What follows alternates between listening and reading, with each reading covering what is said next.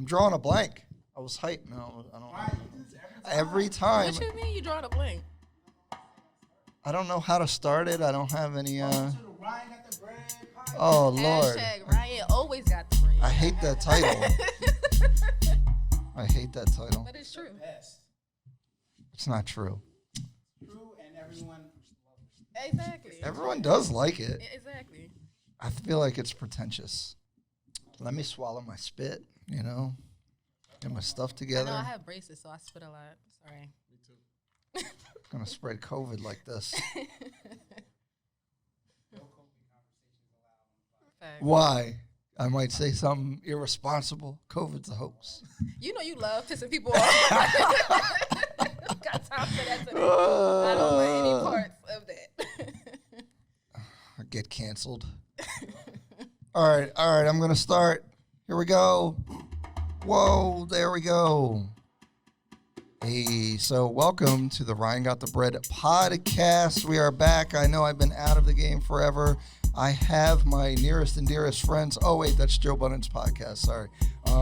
Here's to my right, I have Odise Carr, my business partner, who makes everything possible. And I have Jessica Gaddie, part of the real estate team. And The first lady.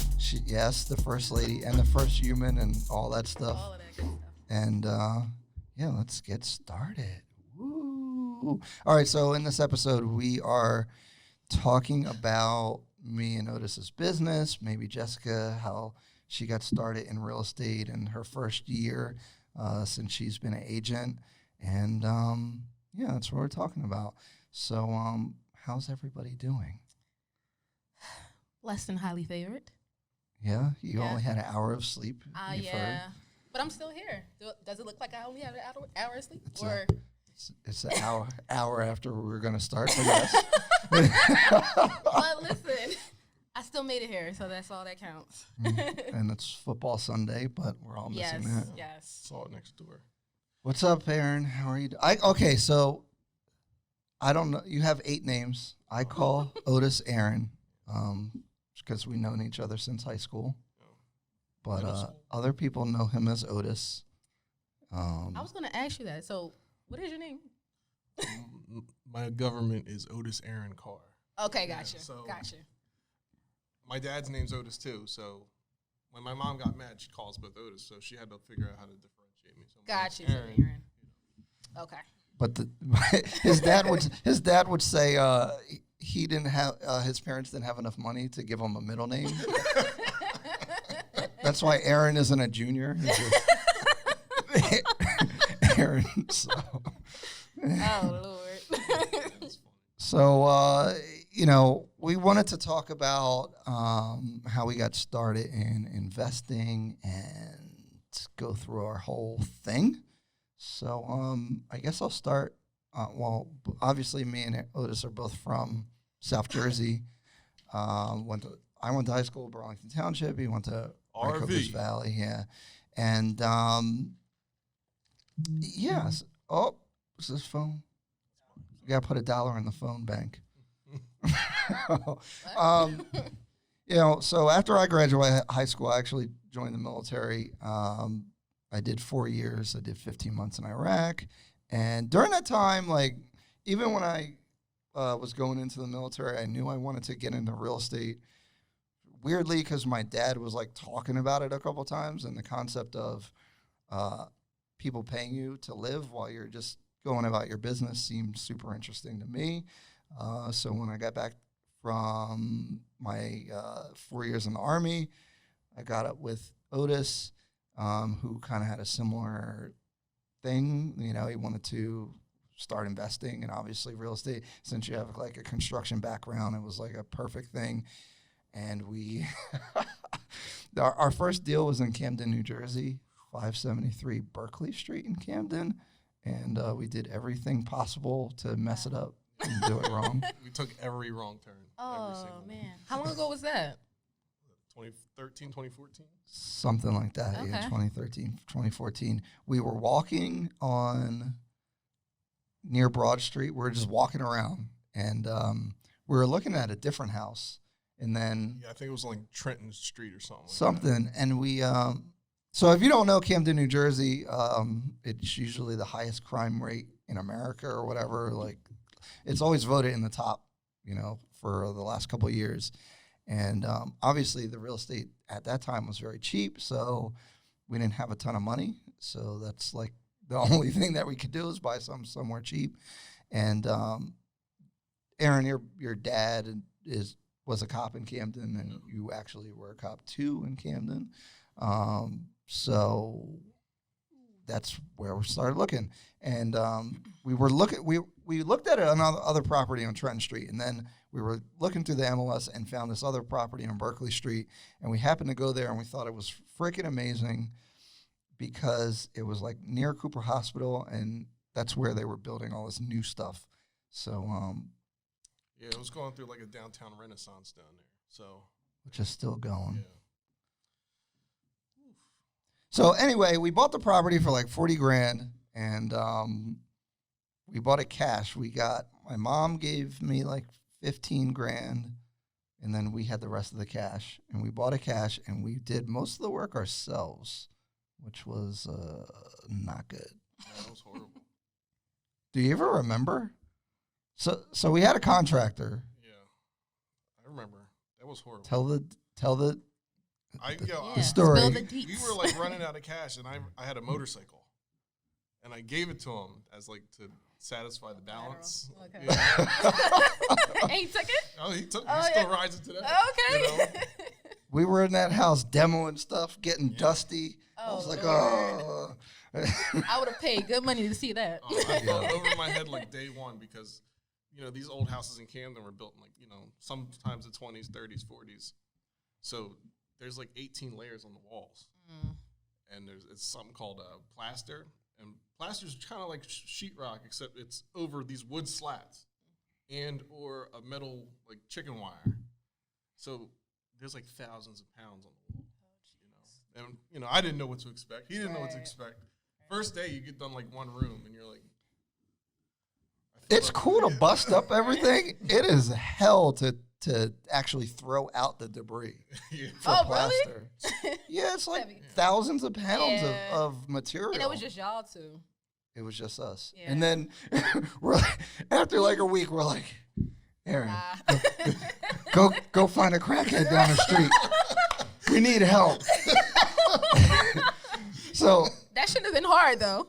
In Camden. yeah, so Right. Aaron went down the street to Broad Street by the transportation center, Oh, Lord. and he found a crackhead and was like, "Yo, we got $40 for you to do this, this, and this." $40. Yo, It was payday for him.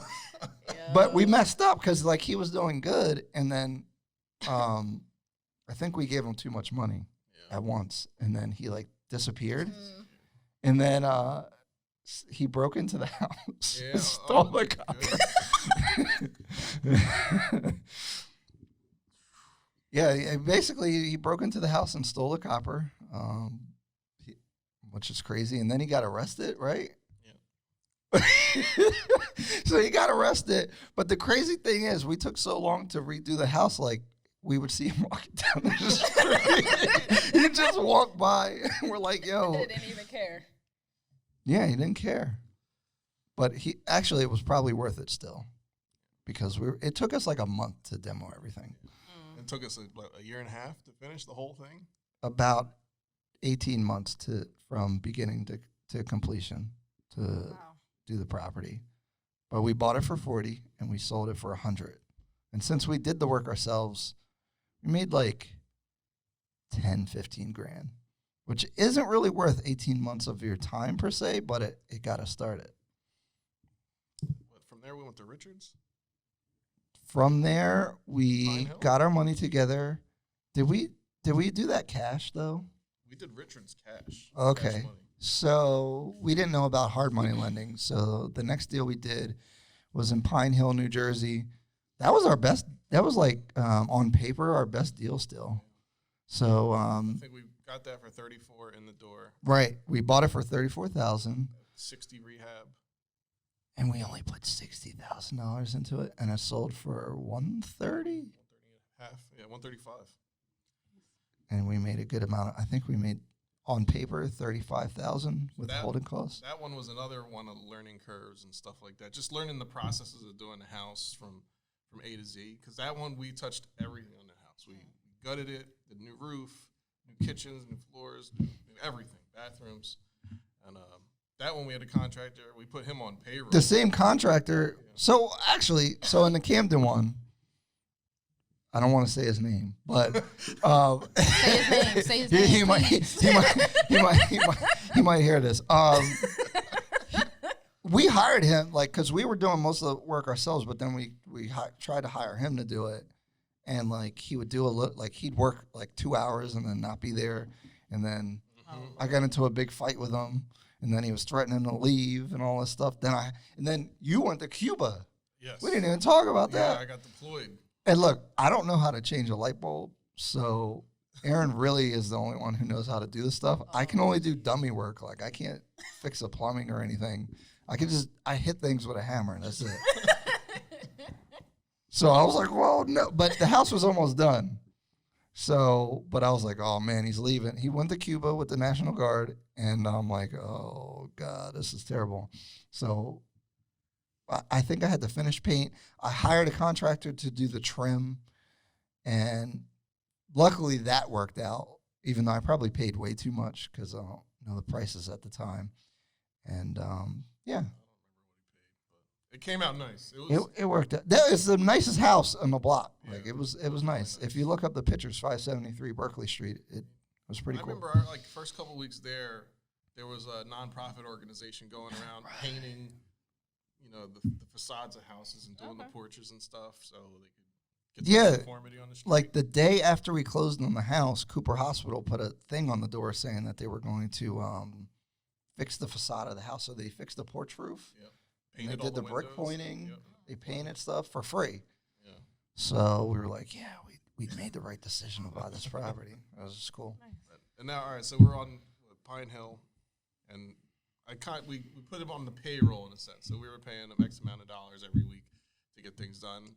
Ryan and I created a schedule, and we pretty much stayed up to it. I think we were a couple weeks over, but other than that, the contractor was towards the end, he was really taking advantage of the time. He'd show up at 10 and leave at 3 and stuff. Oh, because we were paying him by time. Yeah, we were paying him. Okay. And we also ran into the house was done, and then we didn't test the electrical. Oh Lord. We literally spent 2 weeks crawling through the attic and basement and looking and searching, following wires and stuff. And, it taught us that. Then we got an electrician to do everything every single time from there on out. Everything is trial and error. So yeah, so it's there's a symphony to doing the rehab because once you put the walls up, you can't, then you can't do stuff, or you do your plumbing, then you do your electrical, and there's a certain order that you do things, and our order was kind of jacked up because now it takes twice as long to fix the electrical once the walls are up. Oh, well, yeah, when I got back from Cuba, I worked for the contractor for free for a year and a half so I could learn all that stuff, and I think that helped out tremendously moving forward. Definitely, because basically Aaron does all the, he knows all the work, so when he's negotiating with the contractor, he knows what things should cost. I kind of know loosely just because of the experience of doing it, but back then I definitely didn't know. So that's a big thing. If you're getting into investing, is the whole problem in this whole game is the contractors. That's the only problem. Buying the house, that's easy. You know what the numbers are. Selling the house, you should know what the numbers are. That's stuff that is very easy to figure out. The contractor dealing with humans, and especially just because that type of business, is it's the Wild West. There's no rules. So, yeah. So it's funny you asked that because similar to Ryan's story, there were some things. My dad was a cop at Camden, and a relative of mine was also a cop at Camden, my dad. and he owns a lot of David Lee. Remember, Right. he owns a lot of investment properties in Camden, and so that sparked my dad buying a property in Camden. Actually, we ended up getting that from my dad at a certain point. Right. And you remember my dad used to say like, "Oh, this property's gonna be worth 150 grand someday." He got all the information. Yeah, and he never. had all the information, just couldn't act on it or didn't act on it. But that's what sparked me. And then my uncle staked me getting into my first property in Camden and Dudley Street, and that's what started that spark. So like, because his dad would say everything that was going to happen in Camden, and then it actually did happen. He's like, they're going to fix up the waterfront and knock down the jail, and they're going to do this, and all that stuff actually happened. But you got to put your money in it, you know. I was like, oh yeah, but my dad bought a property like I think like a year before the crash happened, before the major mortgage crash happened. So that one, what was that? What street was that? Randolph Street. Randolph Street. Yeah. So he bought that for I think 80. Oh, he paid a lot. And then at one point it was worth 120, and he held on to it for speculative value, and it crashed, and he was stuck with it. So. And then he pawned it off on us later down the road. But, it's funny.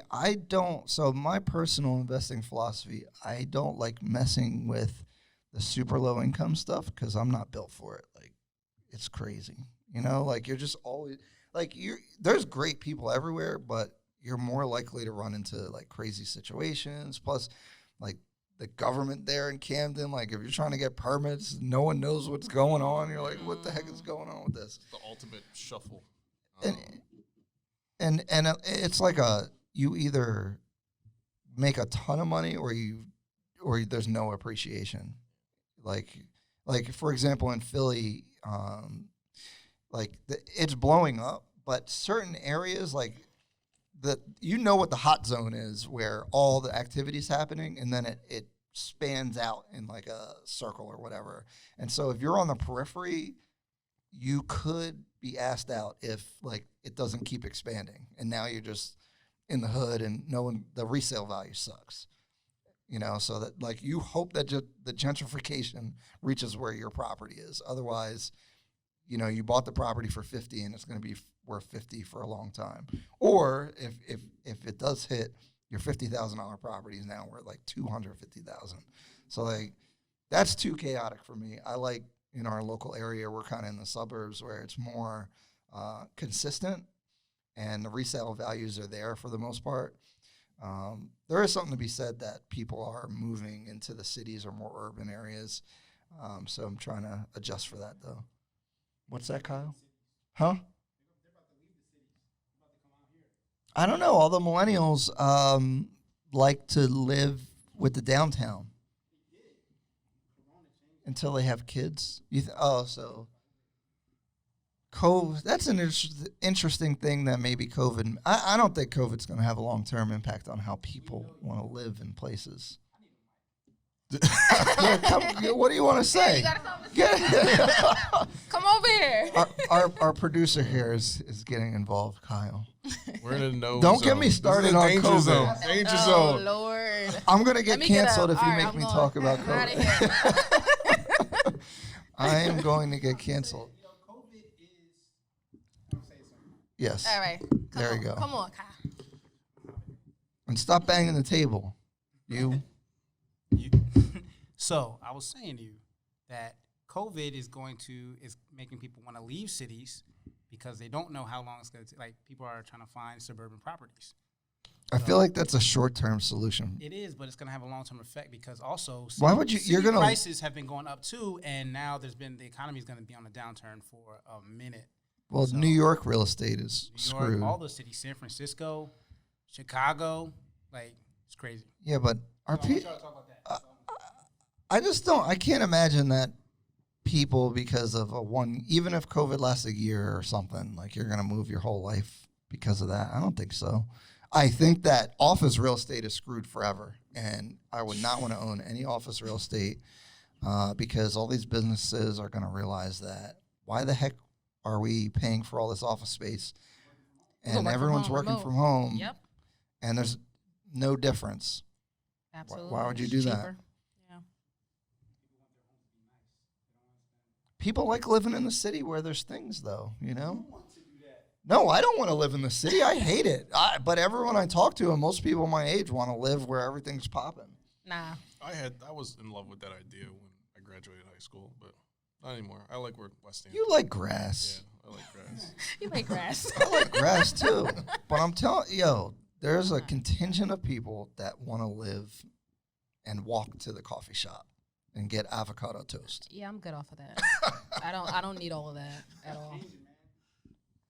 I don't know. I spent $10,000 on avocado toast last year. You would. Aaron, this guy's a foodie over here. Oh, that's. He took me to get pho. I was so mad. I'm like, it's noodles and water. But I heard it was super good though. It's banging. noodles Yeah, and You water. gotta get canceled over pho now. Listen, you hear him over here. Why would Please I get pay him. ramen noodles? They're 10 cents. And they have more flavor than pho does. What did I sign up for? Do you like what's pho? going on here? You like pho? I haven't tried it, but You won't- a couple friends Do you tried like giving food with no flavor? it.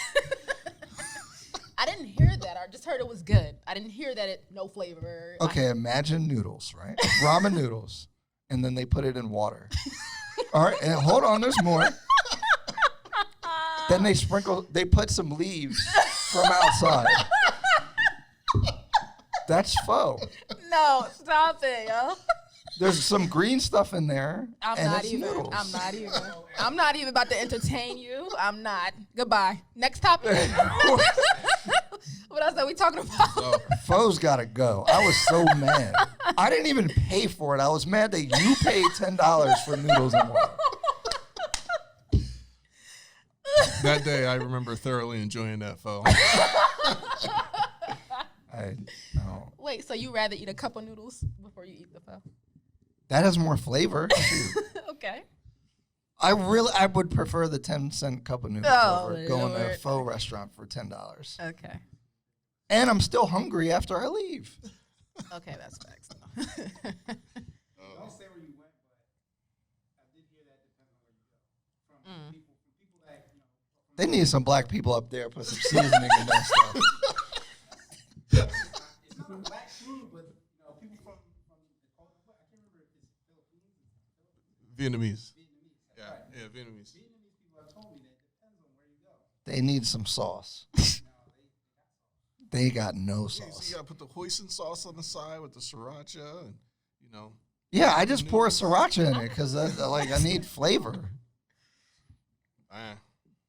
Yeah, so Aaron's a foodie, and he takes me to all these bougie places to eat food, and I protest it. Oh, we were talking about the city earlier. I wanted to bring that point up before we leave that subject. I tried the Section 8 program for a while, and the Disaster. It was a disaster. That house, I remember I completely redid the house, and it was destroyed in 2 years. Destroyed. I'm telling you, destroyed. Yeah, so that's, okay, because a lot of people hit me up and they ask me, because if you look at the numbers on paper, and especially for Section 8, they go, oh, wow, this is great. I only pay $40,000 for a property, and they pay me $1,200 or $1,300, $1,400 a month, and that's super profit or whatever. But it's like, okay, like you can do that. You just need to have the right hustle mentality of like how to deal with the tenant, make sure they don't mess your stuff up, and also when you fix up the property, make it bulletproof. Yeah, and one house, that's a full-time job. It's too much. bad. You get crazy You know, phone calls. They don't pay it, and you got to, Oh, I it's remember like- the toilets wouldn't flush. I went down there to snake it out, It's and a I pulled diaper. a bed sheet out. What? How the bed sheet end up in the thing? Oh my And goodness. then no one knows, obviously. But so I don't know. Like in Camden, the Section 8 program, the state, in my situation, the state paid half, and the tenant was responsible for the other half. So yeah, that was nice. I got the state's money on time, and never got the tenant's money. On time at least. And then if there's a problem, they're going to come after you. They're going to be like, why is this house all jacked up? They'll I'm report like, you to Section 8 because your house fell out of the housing standard, and then they don't pay you. Yeah, they can mess you all Nightmare. up. It's bad. Yeah, it's And every rookie comes out here and says, hey, that's what I want to do. I'll buy it for real cheap. And you can, like, if you don't have money and that's the only entry point that you have, I mean, you can do it. Just be ready for the headache. I mean, if you have no other options, I'm not saying it's a bad thing to do, but we got the heck out of there as soon as we could. Yeah, so let's talk to Jess about, yeah. Who am I? Who is Jess? That's a loaded question. I need some specifics here. How did I get here? I'm just here so I don't get fined. Period. I did have to convince Jess to be here. She asked me 1,000 questions. Yes, because Ryan knows this is out of my comfort zone. However, Talking to humans. I don't know. I'm not all for that, but I am here. So as far as Jess, what do you guys want to know? Personal work? Yeah, where you come from? Where do I come from? So I was born in Newark, New Jersey. So I was Did you say North or Newark? Newark, All right. Newark, New Jersey. That's Newark, Newark, New Jersey. But yeah, if you're Jersey from there, Newark. Yes, I was born there. At 10 years old, I moved to Willingboro, which was like, what is Willingboro? It was a lot better back in the day than it is today. Absolutely. I saw rabbits at that point. I haven't seen a rabbit in Willingboro since. That's a good point. Actually. Yeah, right. Exactly. Where'd all the rabbits go? They left. They dipped. Dang. Yeah, so I grew up in Willingboro, suburban child, very reserved type of kid. I met Ryan in 2015 at Acero. I don't know years. Where? Acero. That was like his first job. Oh, Acero, yeah. Yeah, his first actual job that he had, right? That was my That you first worked at. We worked there for like 2 seconds. No, wait. Let me think about so Was Acero the commercial place? Acero's the first job. No. See, I've worked at You actually had another job prior to Acero. I can't remember which job because I only stay at a job for a year and then I freak out. Well, and I have to Acero leave. was like 2 minutes. Yeah. Okay. Acero was my first job out once I graduated from Temple. Yeah. Oh, okay. So Acero Services is a property management company that dealt with Should not be shouting them out. bank owned properties, which actually was a really good experience because Are they still around? I don't know if they're still around. I don't know. That place was crazy. Yeah. But our job there in our department was to coordinate with the contractors and the real estate agent for bank-owned properties to make sure that they were ready to be sold. And we dealt with really crazy situations. Do you remember the one where there was like an imprint of a dead body or something? Yes. And the Oh my lady was God. over there cleaning it up. Whose property was that? It was Pennsylvania. I think it was yours. It was mine? Yeah. I don't remember that. Wow. Being mine. I remember the situation, but I don't remember it. So I loosely remembered there was a lady in there, a cleaning lady who was like cleaning it up, and she was like walking barefoot. There was pictures of her walking, and there's an Like, imprint, lady. and someone had died in the house, and like their body decomposed on the carpet. We used to see the craziest things there. So it was a crazy job, and we used to have to yell at the contractors and tell it. So it was a really good experience because, me and Aaron buy bank-owned property, so like I know what their procedures are. And as agents, me and Jess are agents, so when we negotiate with the bank, we kind of understand, their systems as far as like doing the logistics of maintaining the property, winterization, de-winterization, Right. stuff like that. And Ryan was a really good leader at that job. Oh, thank you. Yeah, don't be humble.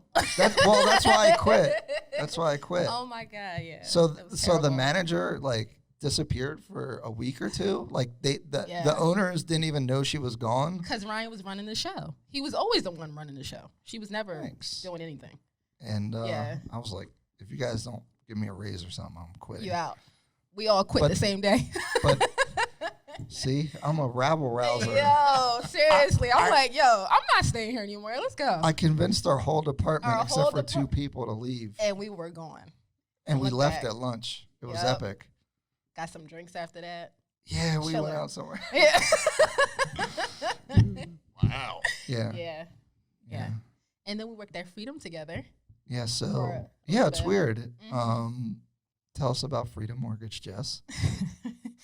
Okay, so I actually started at Freedom Mortgage back in January 2016 as a first flyer. I didn't know what I was getting myself into. I was just looking for a job, you know. So What did they tell you? oh, you can be a part of this program, you know, part of sales, become a loan officer. You're going to make $100,000 a year. So, of course, at like, what was that, 23, 24? Sure, sign me up. Like, I didn't know what the heck I was getting into at that point. So I signed up, and quickly I'm like, what am I doing here? Like, why am I here? But I soon realized that it was for me. You know, I did a really good job. You know, after training, I was like one of the top producers there, which was pretty cool. I closed a lot of loans, made a lot of money, and then things start to dry up. So I'm like, gotta go, because it's not stable. You know. Well, it's a call center. It's like the worst place of all time. Oh goodness, yeah. The call center environment was definitely a challenge for sure. Did you follow all the rules? I did not, if I'm being honest. I tried to. But yeah, it was very difficult, especially because it just felt like, all right, every minute had to be accounted for. Oh, you were at the bathroom at this time? Why aren't you available? Why aren't you doing this? I can't do that. I can't, you know. It was the worst. It was the worst. So I was there for a year, yeah. and they put me in some. Was it even a whole year? No. No, it was I don't a even think year. it was a year. No, it wasn't. No, it was I summer to talked- summer. Trust me, because I talked to him every day, And yeah. and he was never calling people. He was calling me. Exactly. Because you were talking to me, coming over to me like, oh, Well, Jess, what's up? Like, so what are you here's doing? the thing. In the beginning, I was in the top 3. And they had told me this whole dream, you're going to make all this money. Absolutely. Blah, Six blah, figures. blah. I did make a lot of money, honestly. Like, I do give them that. I didn't. You didn't. Because they put me in that bogus department where Yeah, I was in refi. none of the so- loans sorry. closed. And you only got the commission portion when the loans closed. And they had incompetent processing. So none of your loans were Oh, closed. goodness. I had like 100 loans in the pipeline But nothing at was one closed. point, and nothing closed. Like I Yeah. should have made like freaking 100-something thousand, 130. I should have made what they said I should have made. But Yeah. and but I was writing letters to the vice president because I'm like Only Ryan. I'm like I don't know. I fight for the people. I'm not scared. I get you. Yeah, because you were in what? Acquisition? Yes. Okay. So it sucked. Yeah. But anyway, I was blessed because I was on one of the top producing teams. So yeah, I made a lot of money at that age, making like what, $90,000 a year. Dang. You know, I had like 3 months where I got a good check, and then that was it. Yeah. And that's why I mailed it in. That's why I was talking to you during work. I figured out how to like manipulate the phone program so that it wouldn't Of course. ring my phone, but it looked like I was there. Wait a minute. How did you figure that out?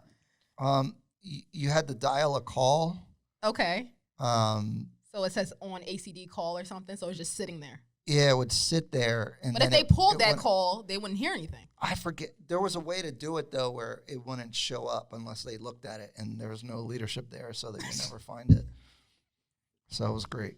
I got in really good shape because I would take, like, hour walks. Outside. That's when I was talking to him. I lost, like, Yeah.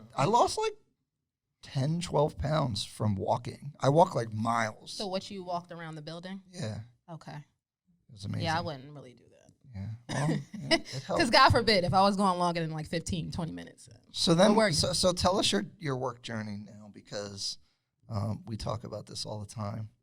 Well, as far as real estate? Yeah, Yeah. So I started. sold you the dream. Yes. You're worse than the freedom people at this point. I didn't realize what I was getting into, but honestly, it's not for the weak.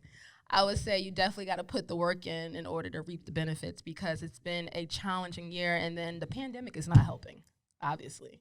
This is the worst year of real estate. Even though sales are up nationally 37%, which like 10% would be a lot, Yeah. but it's a really awful time to be a real estate agent because A new one at that. Building business, and yeah, it's terrible. people are getting laid off. Then the mortgage companies are being more strict. So like you were qualified and now you're not. You can't hit your closing dates because everything gets delayed. They're asking for more documentation to close loans. And so while like there's more activity, it's like you're working a lot more. You know my struggle. Yes. I tell you every day, and I complain every day. Yeah. Like, Ryan, what the heck is going on? Like, That's I'm why done. I feel like I know. I'm done. I think I heard that stuff. Yeah, you heard the before. story. What did he tell you? No, but seriously. Yeah. I'm the best. What is Ryan saying? I didn't say anything about you. It's It's because like I hear it directly from your mouth sometimes. Really? it's because sometimes I'm playing League of Legends and I have you on speakerphone, and so he can hear. Me just going off about everything that's Yes. going on. Oh, this listing agent. Oh, ba ba ba ba ba. Yes. You know, I had to yell at her a few times. It's just so many different things, and I'm like, am I a people person? I thought I was, but this is challenging me. Well, It taught me great patience. I've been saying since the beginning, all the way at Acero, because I was licensed at that time too. Yeah. I was like, you'd be perfect for real estate to be an agent, and we made And it why happen. is that? Why do you believe I that? think you're great. You got a good level of professionalism, which I hate saying that word because it doesn't really mean anything. Okay. But you're good with people. You're smart. You're adaptive to like change. Obviously now, because most people's heads would explode it with what's happening as a new person. Right. Like, and in real estate, every situation's different. So you do have to like figure out what you're gonna do. Right. You know, like there's no rules. Like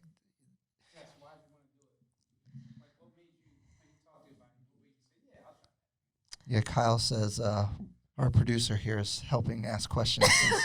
I don't I guess ask he's them, not, like- he's not liking your questions Yeah. right now, clearly.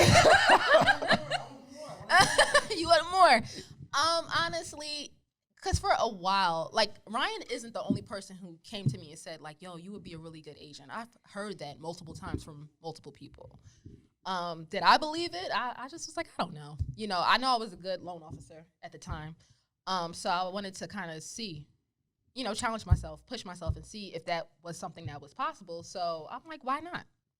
I could tackle anything. You know, I'm not scared of a challenge. Let's go. How I'm do you curious. feel? Yeah, go ahead. You didn't, you know, I've been listening to your story. Mhm. It seems like a lot of your professional career has been around real estate. Why? I feel like I just landed here. I mean, honestly, you know, with the whole freedom thing, that kind of started it. And then from there, it's just like, all right, this is where I'm supposed to be. You know how you just land somewhere accidentally and it just goes. Yeah, I spent 13 years landing on a plane. Yeah, like that's where I am, and I'm like, okay, it feels like I'm supposed to be here. It feels natural, but I'm still trying to find my way with this whole. Well, are you going to tell people that you tell me every day are going to quit? Why are you gonna tell the folks out there? Like, Well, I'm trying to say that. Yeah, sometimes I get frustrated because I'm a perfectionist. I want to do well, and when things are, when things are like a struggle, I'm just like, maybe it's not meant to be. Maybe I'm not supposed to be doing this, and you know, I start to feel. because this is why I down think on you're good, myself. because you are taking ownership of the fucked up situations that are happening. Like, in so many words. you know, Yeah. like, because as an agent, like, there's a philosophy of a lot of agents where they would Yeah. just be like, oh, well, it's, you know, I'm not a party to the transaction. If it doesn't happen, then No. whatever. And you know, I'm like too emotionally invested in my transactions, as Right. you've seen. Because I want things to go smooth. I'm like, all right, it just needs to work. It needs to work. I know I can do something to make this work. So what can I do? So I put a lot of pressure on myself. And I think that was kind of like sending me into a frenzy. When like, you oh my can't God. control it. Correct. Correct. So basically, when you're an agent, you only facilitate the transaction, Correct. technically. That's all you can do. And when the Yep. loan gets messed up, or you know, all kind of appraisal don't go right, Right. it is. And that has been a challenge for me, just being able to, just saying, Jessica, like, you cannot control every piece of this transaction. And I had to, you know, just let it go. But that's why I think you're good, and you Right. should stick with it, because, you know, those are the good agents and those are the good people that need to be in the business, because you care about the I result, do. I and really you take do. you take ownership of it, even if you technically can't control it. And that's Right. kind of my philosophy with stuff, and that's why I'm picky about who I work with, Right. because I think, you know, even if it gets messed up, I feel like it's my fault. Maybe I could have figured out a way Absolutely. to avoid that problem. So And because we're Capricorns, Ryan. Duh. Yeah. Duh. Mhm. Yeah. Yeah, so Ryan's been cool so far. We only had like one disagreement I'm a hard person the to get whole along time. with. So the fact that we get along well, Yeah. you know, it works. Right. I just need you to go full time. You've got to experience Ryan's stubbornness. What? Oh my goodness. Oh, jeez. Ryan's stubborn. I'm the worst person to deal Stubborn. with. That's like running into a brick wall. Oh Right? my goodness. He is not bending in any way. Like, I'm like, Ryan, come on. Tried it all. Tried it all. I'm Yeah. stubborn. Mm. Yeah, I have trouble when something is. Once I have an idea in my head, I don't want to change it. I see that. I want it to work that way. I can't wait till you get your other agent and see how you guys mesh together. To see how that works. You're going to train them, so. That's your agent, and you will train them. Aaron, how do you like dealing with? I'm the worst person to deal with. Yeah, Only special people could be. dealt with this man that I can long? only have strong-willed people that but also they understand that this awfulness comes from a good place. Yeah. Oh, jeez. I know, like, there's nothing not. Everything has a reason with Ryan, you know? So Right. it's based in something. And he means well. So if you would take the time and get around your frustration with it and hear his reasoning and bring yourself down, it's like arguing with yourself. So, Right. You know? And then you're like, okay. You know, We'll do the gray fucking paint. Have you guys ever gotten into it? Like to the point where you weren't speaking for a couple days? Or? No. No? No. Okay. I know when to not push the pedal anymore. Okay. And At least you know your limits. yeah, we would never. I don't think that's even a possibility, actually. I like that. So Good.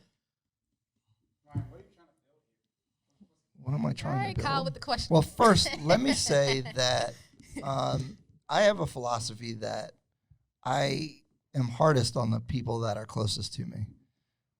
So, like, I feel like the truth is better for you, even if it hurts your feelings. Oh, you gave me Oh, some yeah. of that truth. Ryan will Oh, lay the yeah. truth on with a straight face. Mhm. Wow. You you like, hurt ooh, my that's feelings. ouch. I know. Like, damn. Let me go cry in the corner. Yeah.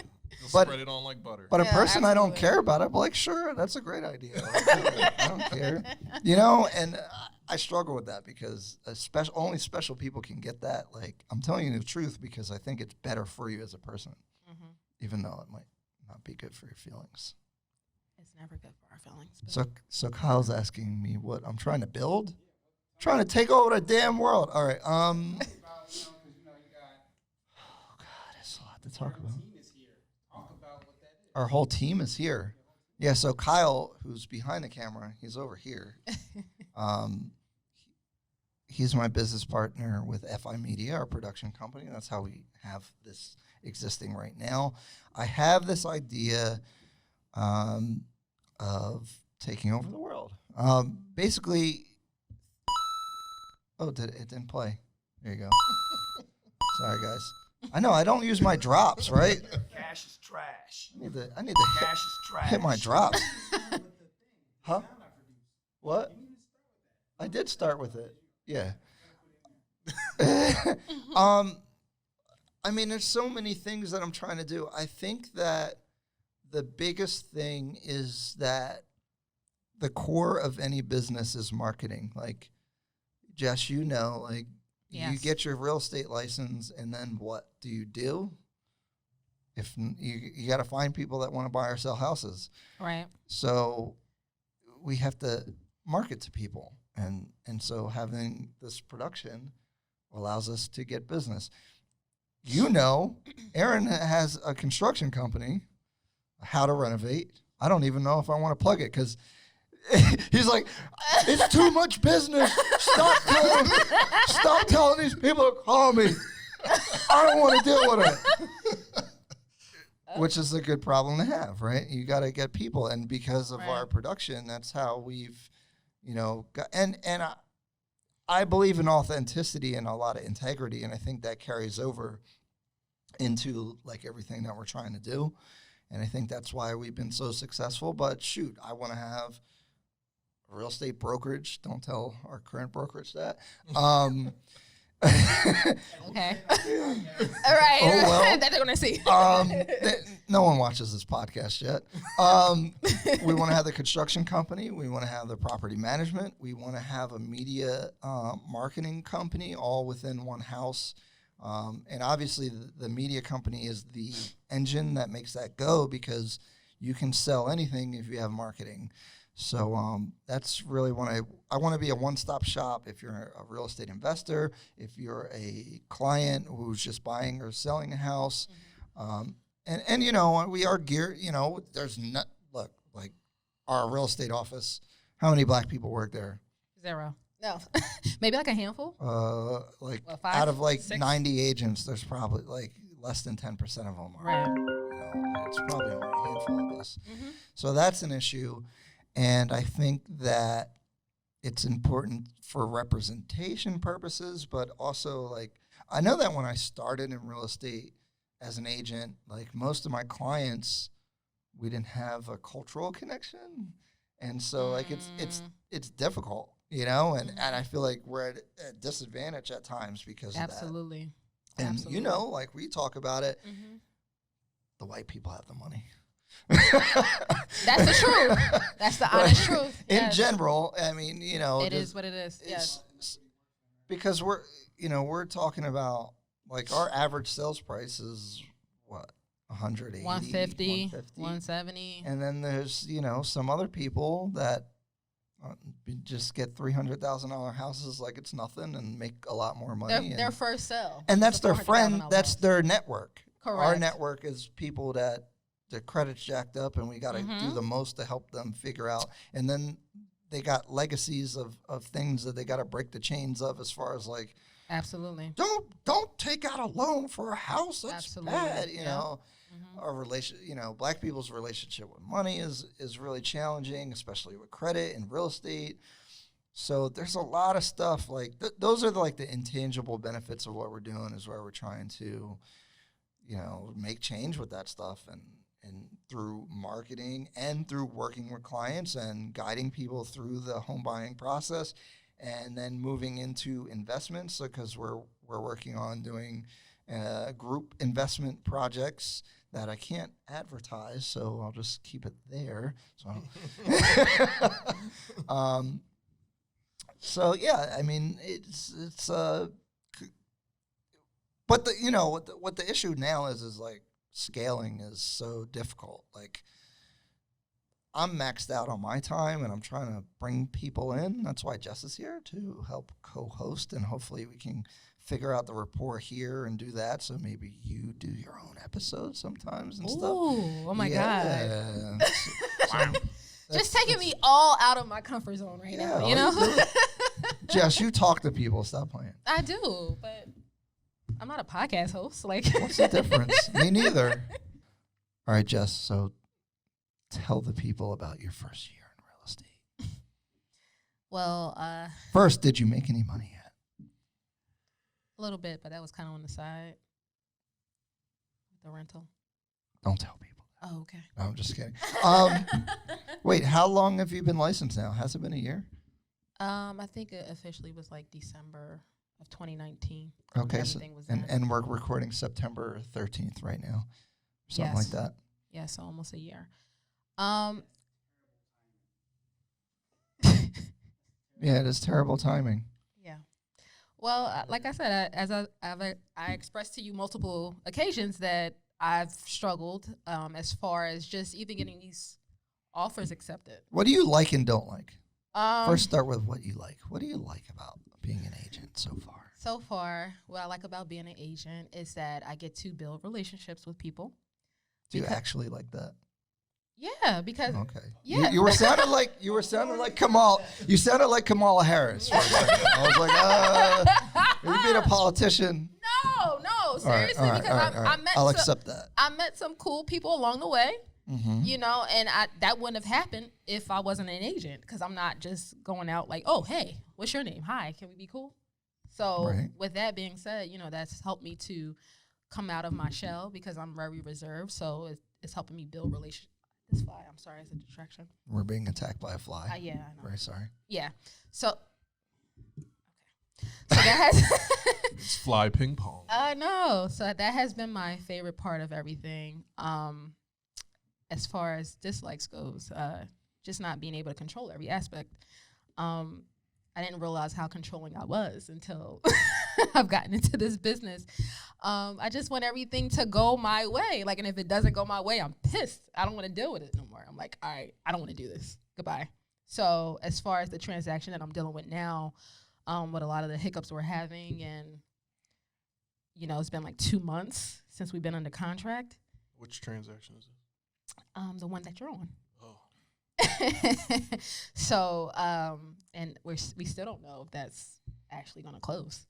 So me putting my blood, sweat, and tears into it and just being so invested, and I don't know if it's going to close or not, it's just like, what the heck? I wasted all this energy to do what? You know, so. Yeah, 2 months. Plus time showing the person houses before that. Correct. That I could have been doing something else. Yeah. So. So I will say, and this is what I always tell you, is that nothing is a waste of time. You either learn or you are building relationships. Even if you don't close, that person will refer you to more people as long as they feel like you looked out for them. Even if it doesn't close, you know. And I want to say that, but sometimes I think like, okay, yeah, I didn't close you, so now they got this thing of like, okay, she didn't help me, so maybe they. I know. Won't refer That's me the to worst. Somebody else, you know. That's the worst feeling that I have is like when stuff I can't control is going bad. Yeah. Are they blaming me for it? Correct. I'm like, because you are the oh, face man. of this whole thing, so it's like, bro, you dropped the ball. Right. You know. I always like when I get that vibe, I feel bad because I'm getting blamed for things that I can't control. Exactly. Because it's like, how would you tell that person to remember that they had 2 other jobs? You know, like, you know, yeah. like, you know, and that, or like child support will pop up and they didn't tell nobody. And it's like, I can't do nothing about that. You should have to tell the loan officer. So Right. that's a big deal, which is funny. So this is the team here. So we do a lot of 203Ks, which is a rehab loan. And I think that's one of our specialties because, Aaron is normally the contractor for the job, even though they're hard to do and it's hard on the contractor. Actually, you want to speak to your experience with doing the 203K from the contractor perspective? So far, it's been horrible. And I'm not saying that to blame anybody because I bear responsibility too because it was a learning experience for me because you have to learn how to manage people's expectations because HGTV is ruining the world right now, and everyone expects like to walk into $1 million home on $30,000 budget. $30,000 budget. So, but as far as handling the paperwork and all that, that's actually pretty simple. I think most people can figure out how to do it. It's just finding a good contractor and making sure that the contractor and the home buyer really mesh. So if someone's doing a rehab loan, what would you tell the buyer to do as far as how they interact with the contractor and how to find a contractor and all that stuff? I think the buyer should get several quotes from multiple contractors and make a decision there based on the quotes they're receiving and how they feel about the person they're working with. And I think the buyer should be very specific, as well as the contractor should be very specific about what's being had in the trade because, like I said, it's been horrible. And I try to explain that to people. Like, look, you can't just say rehab the bathroom. You have to say replace the vanity with this vanity and hooking up the plumbing back to it. And are we tiling the shower or are we using a plastic enclosure? Are you putting a glass door? What are you doing? Like you have to, and if you're walking with the contractor, you need to basically write all these things down because you won't get an apples to apples comparison if you don't. So you'll forget to say things to different contractors and people assume different things as for like I've had an argument about a kitchen installation because to me, if you're installing a kitchen, you're hooking up all the appliances. Like I should be able to cook in the kitchen once it's done. Some contractors just think they're putting in the cabinets. Yeah, and you really got to like define those roles because And then what does FHA expect of my broad statement of I'm redoing the kitchen? You know, they wanted me to do the electric and plumbing and this and that and things that, you know, you're just supposed to reuse. So, but like he said, I forget, whatever. Yeah. So, well, it's cool because our team, like, we could get Aaron to quote something so that we can get the offer in pretty quickly. And obviously we're all like invested like together in relationship building. So like it should go smoothly unless the client kind of acts a little crazy, you know, but you know, it's a good setup versus having some contractor that nobody knows and they don't know how to do the process. So I think. Right. Oh, yeah, Jess, I think you should urge your clients to spend their money on the bones and not the superficial. Just because, you know, they're going to want that newest and greatest tile, and that stuff's in fad for 5 years, and now that's amortizing their loan for 30 years, and they're paying for that tile, you know, like, so. Yeah. I think a lot of people just try to stunt. So they're like, oh, I need this. They're trying to be flashy and not realizing, like, okay, that's not really. And the furnace and the water heater are 20 years old. Yeah. So, yeah, I agree with that. That's a big thing. So first-time home buyers, you know, I always do this when I walk people through houses. I always make sure to look at the utilities and point out. I'm like, this furnace cost you $3,500 to fix. This air conditioner is another $35. The water heater is about $1,200. The roof is $10,000. Right. So if you don't like the paint color, who cares if it has a new roof? Yeah. That's the value in the property, and it's really important to understand that.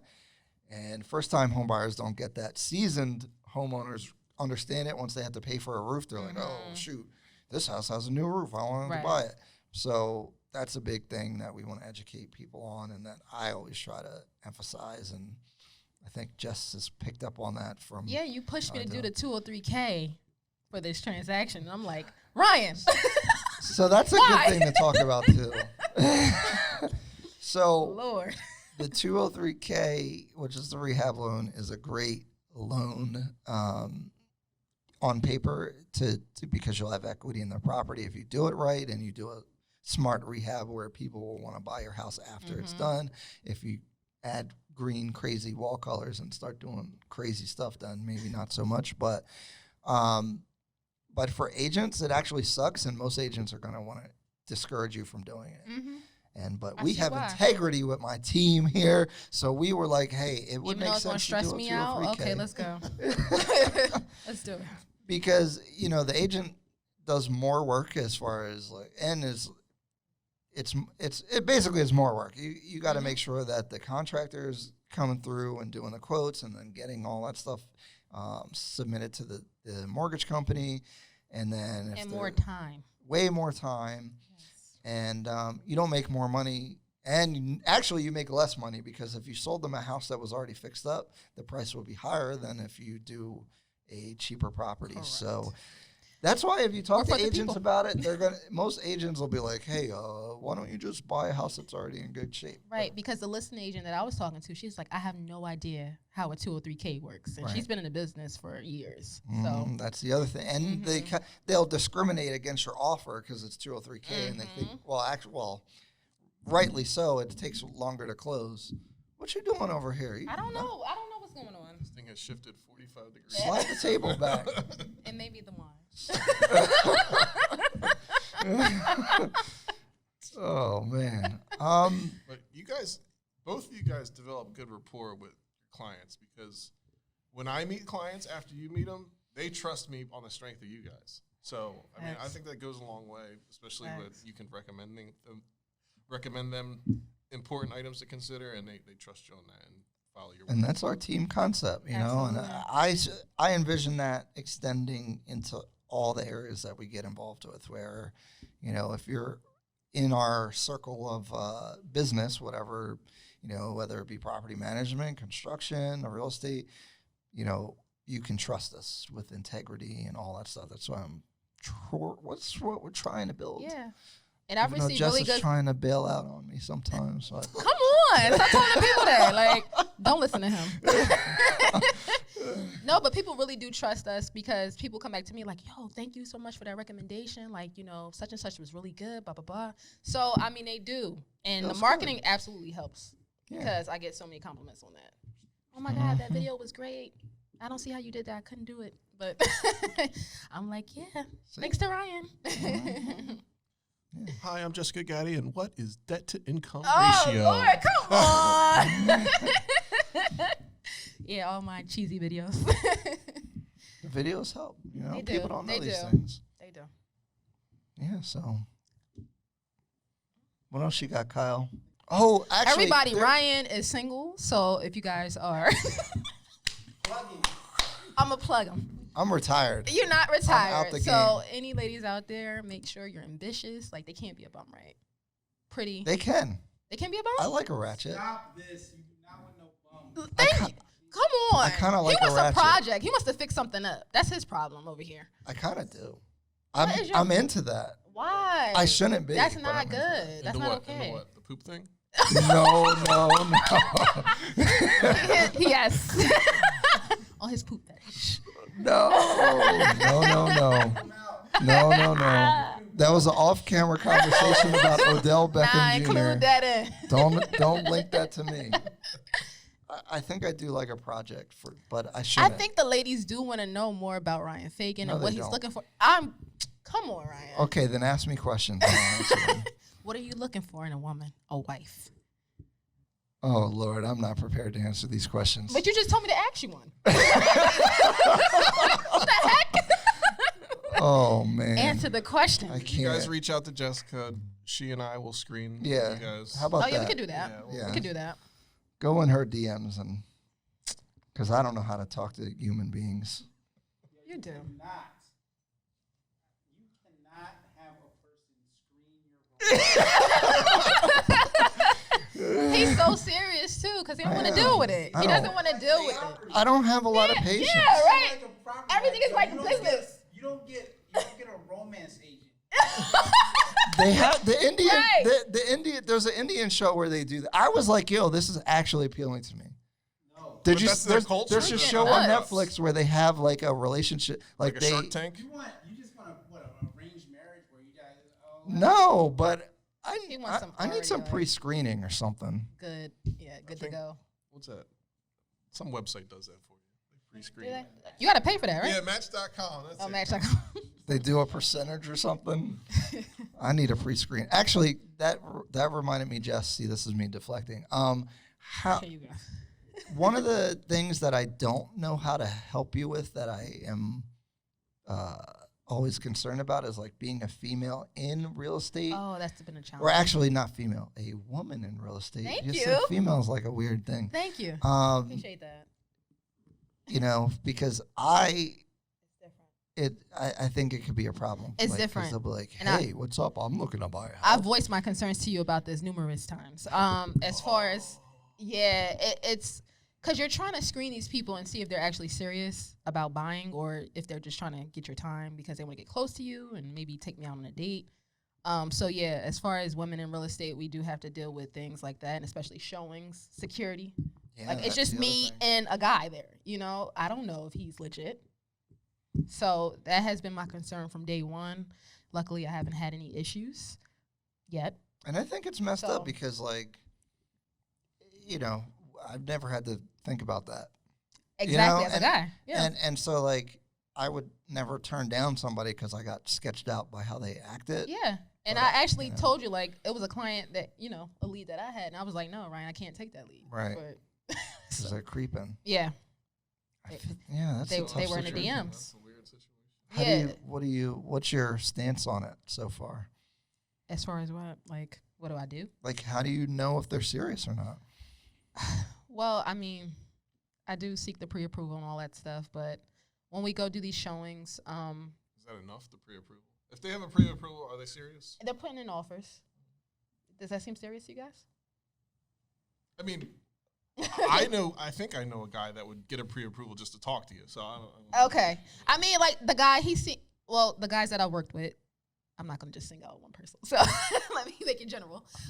The guys that I worked with, you know, they're pretty much serious. They're putting in offers. Even if they do like me, maybe they're like holding back and they're not like trying to make that uncomfortable and obvious. So I mean, that's fine. Let us close out. That's okay. That's okay because I'm not trying to hurt your feelings before we close out, and then you be like, "Oh, I'm not working with you." Right. So that could be a tough situation. Yeah. Right. Especially like if they were like a high priced buyer. Right. Well, can guys not handle rejection? What? No. Come on, as a guy, you should know that. Guys are really bad with that. They're terrible. Is the table still spinning? You are kicking. I'm the not table. doing it. That's you. That's not me. That's you. Oh, is it? Yeah. I think Definitely. I think it's Aaron. No, but seriously, yeah, they can't take rejection. So I'm like always fearful if I reject them too early on and we didn't get anything. Oh, I'm going to somebody else. There goes my money. How's the deflection? Like, I mean, not saying that this is something you should be even having to do, but Right. the deflection, like, oh, let's talk about it after the deal closes. I just really try to keep it professional All right. for the most part. Like even if they try to veer off into something else, I'm no. Focus is this. Yeah. With women. Yeah. You gotta- Everybody's like, yo, want to make a song with her? Yeah. It's yes. To my woman in real estate, I know it's a struggle, especially if you're beautiful and black. You know, it's definitely challenging, but I know. I don't know what to tell you about those things, you know? I carry my taser, so guys better be aware. Like, I know we're in New Jersey. Can't have no guns. oh, I'm sorry. Well, we can't have a taser either. Oh, Can't have a you have taser? now. You can. We can. Okay. I know this. Yeah, I have one. Yeah, we didn't talk about this, Aaron. I don't know what to call you when I'm talking to you with other people. Was a police officer in Camden. Yeah. Oh my God, how was that? It was all right. It was fun, you know. Fun? What So was fun I was about a cop in a little town called Palmyra for a couple years, and then I went to Camden because my dad was a Camden cop, my mom's a Camden cop. They're both retired now. So it was like a fun thing. I get to chase drug dealers and bad guys, you know. Mm-hmm. And that lasted for a couple of years, and then you start to see like what's happening, and Camden turned into like an all-white police department in 2013. I'm sorry, man. Stop it.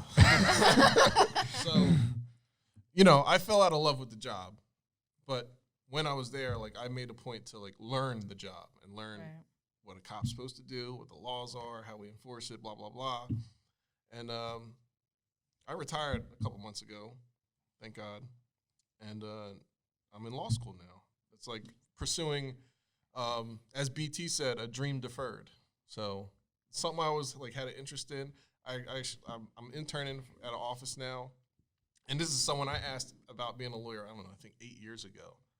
If I check my DMs, it's like the message's still in there. I like was drilling him in his head about, you know, what about this, law school, blah, blah, blah. And then I finally got to follow through on it. And I was talking to Ryan about it the other day. I was having a crisis because I was like my first couple days, and I'm like, I don't know if I like it. But I actually like it now, so I follow through with it. For now. Yeah. For now. I mean, Ryan and I have these like sometimes deep, sometimes superficial conversations about like freedom. So not having to work is like the best thing ever. But it's, what do you say? Ryan says, a gift and a curse, because if someone tries to tell me what to do, I'm like, I don't need this shit. Right. You know? You're out. I've been having a hard time with that. It's like we've gotten to a point, thank goodness, and I'm happy. You know, I am grateful that I've gotten to this point where I don't have to work.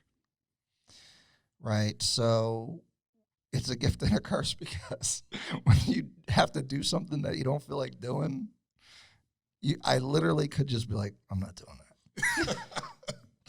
You know, like when you have to go to work to like keep a roof over your head, it's a different type of motivation. So yeah, like you're right, because there was a point about a year ago when I was still punching the clock at the police department, and I hated putting my uniform on every day. And Ryan was that little guy on my shoulder, like, just leave. Yeah, do it, just leave. So it's nice, because when I do go to work, Kyle, like I like to work on what I like, what I enjoy, something challenging to me, you know. So you're 100% right there. It's weird though, because the culture, like my dad went to work every day, overtime every day. My mom every day. Like I grew, I'm not going to say I raised myself, but I grew up in an empty house, So that's what I saw, and that's what I guess I subjected myself to for the first 10 years of my professional life. And they still be asking you now that you haven't been working like for someone else, like, what are you going to do? Yeah, what are you going to do? So, that's that mentality, where it's like work hard for a long time. My dad's retired and still working. And I don't think he even enjoys it. So, Yep. that hurts my feelings having to watch that. But, yeah, I'm finding myself now. So it's pretty cool. I have time to find myself, get, realigned with what stuff means to me and, so. It's just hard to do shit when you don't have Yeah. to. It really is. So, yeah, I was a police officer for that long, so I was always really worried about being politically correct. And so I don't even have a voice on, some issues that Ryan and you talk about, you know what I mean? I still got to find that. So, yeah, it's pretty cool. This is Ryan's, one of his mottos. You say you want to be successful, but you don't want it bad. You just kind of want it. That is my number one thing. That's my skepticism of people, right? Because people say they want to do stuff all the time. I get hit up all the time. I'm sure you do. Like, I want to get into real estate.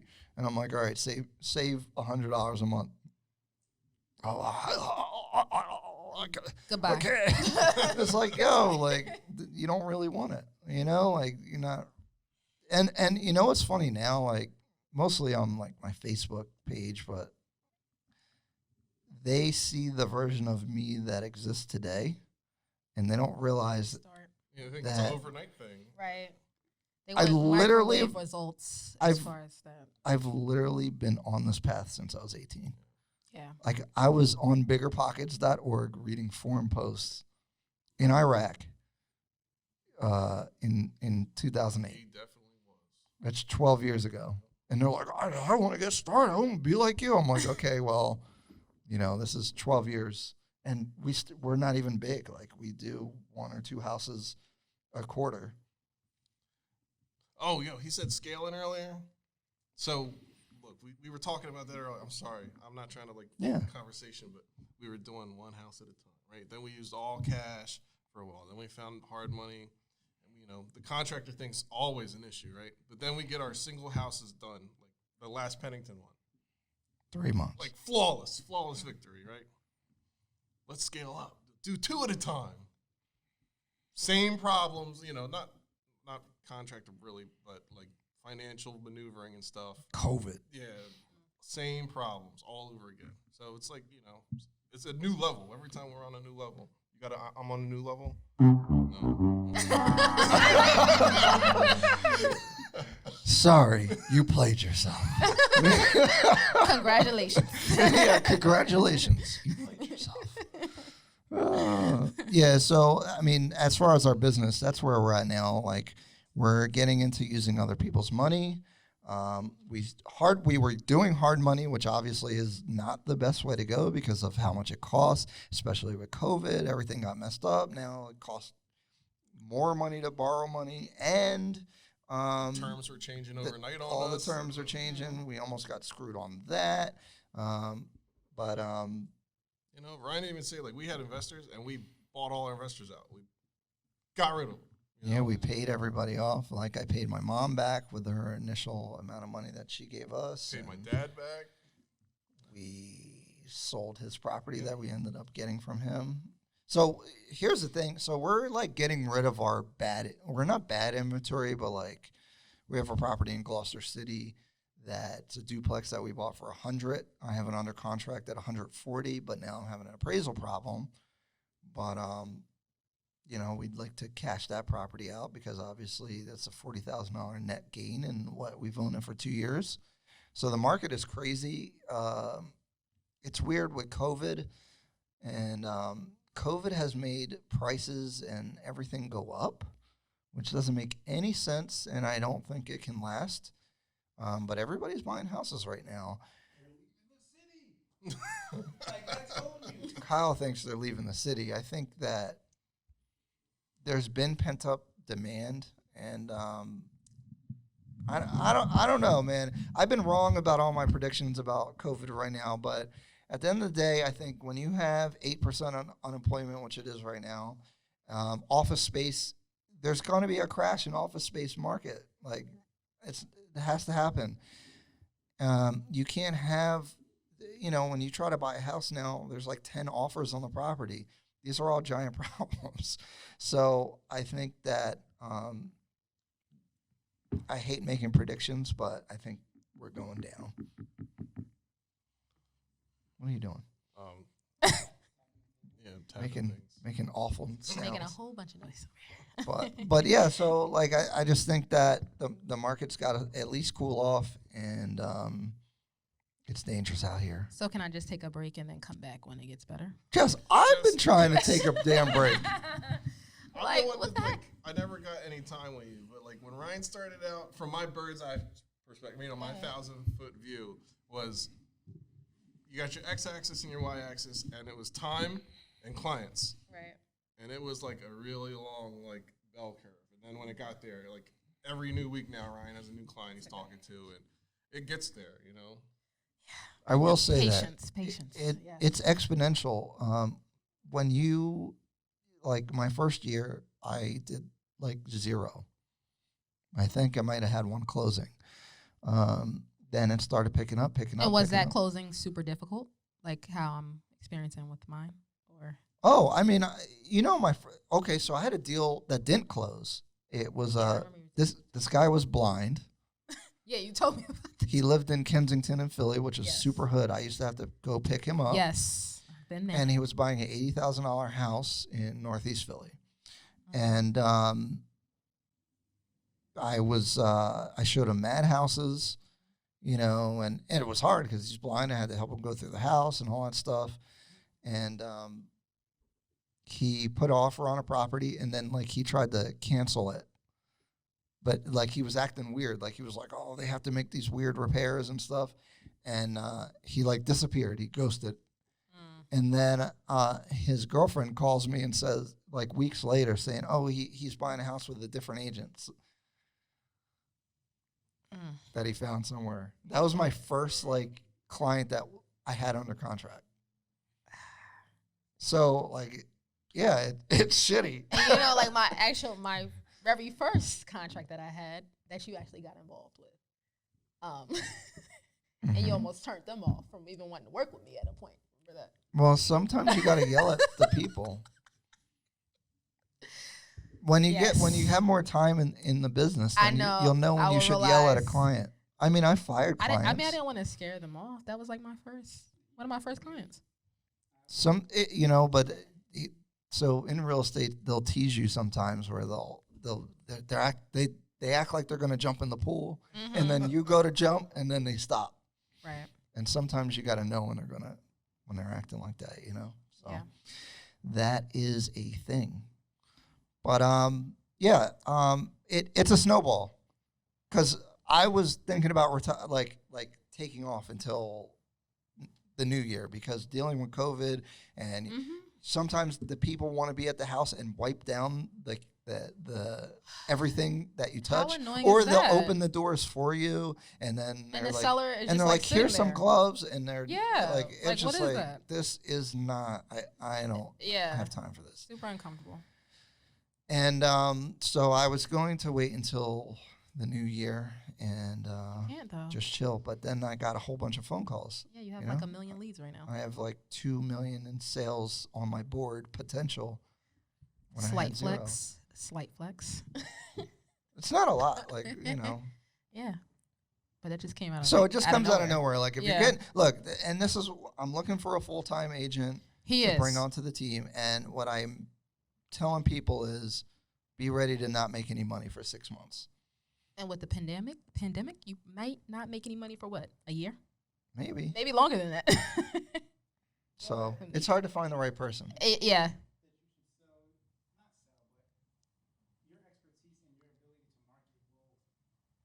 I don't think this is a good year to. Yeah, the timing was terrible. She doesn't want business. I What try you to mean send. I don't want any I try to business? send you leads, and you're like, no, I'm all right. First of all, no, because I work full time, so No, I I don't even know. have the time to like take on 4 clients at a time. I I got to do know. like 1 to 2. I know. So, but that's what I'm saying is like we're in Yeah. a good space with that where we can probably add someone to the team. Mm-hmm. That's why I need a full-time person. Right. The reason that you would join our team is that we have the marketing. So we'll make very high-level professional videos and market you and help you get out there way easier than when you're on your own. Because when I started, I didn't know what to do, and Yeah. it was really hard, and no one helped me.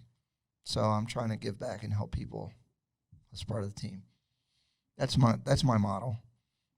The marketing. That's what you join our team for. Right. That's it. All right, guys. So that's pretty much it. I hope this episode was good. I actually would love to have feedback. I'm still working on how I should structure, how organized should I be? What should we talk about? Should we be more technical? Should we talk about fun stuff like Odell Beckham getting pooped on? I don't know. And you agreeing with it? No, I don't agree with it. That's where I draw the line at poop. Anyway, feedback, super helpful. So let I me know thought you what were you really like. going to get more into your like personal life though, because we talked about this. Well, what do you want to? I'm uncomfortable. Make him uncomfortable. I have I love unpopular it. I love it because opinions. he likes to make me uncomfortable all the time. So, All right, so what's all right, good? let's do it. What's all right. up? All right. I might need some wine to talk about this.